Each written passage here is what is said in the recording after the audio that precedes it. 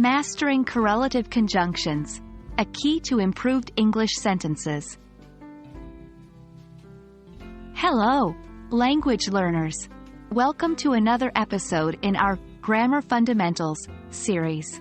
Today, we're venturing into a critical yet often overlooked aspect of English language grammar, correlative conjunctions. Our focus will be on their definition, function, and most importantly, their usage in sentences.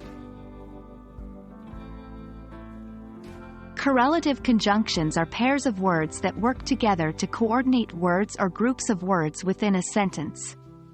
They're essentially the dynamic duos of the English language. Some common examples include eitherer, neitherner, and both/and. The main function of correlative conjunctions is to provide a certain balance and correlation in sentence structures. They ensure that the paired elements of a sentence have equal importance and are grammatically parallel.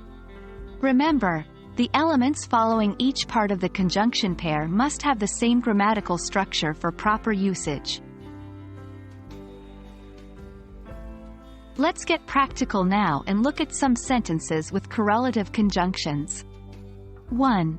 Either you should stay at home or go to the park. Here, the correlative conjunction eitherer presents two options. 2.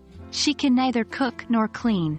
The neitherner conjunction pair is used to express two negative situations or facts. 3. He is both intelligent and hardworking. Both/and expresses two positive aspects. When using correlative conjunctions, it's crucial to ensure grammatical parallelism. For example, if you're comparing two actions, both actions need to be in the same form.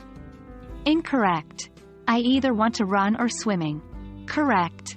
I either want to run or swim.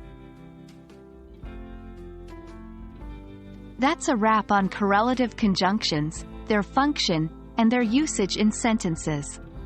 Remember, these conjunctions help to bring a balance and correlation within your sentence structure, adding clarity and variety to your English.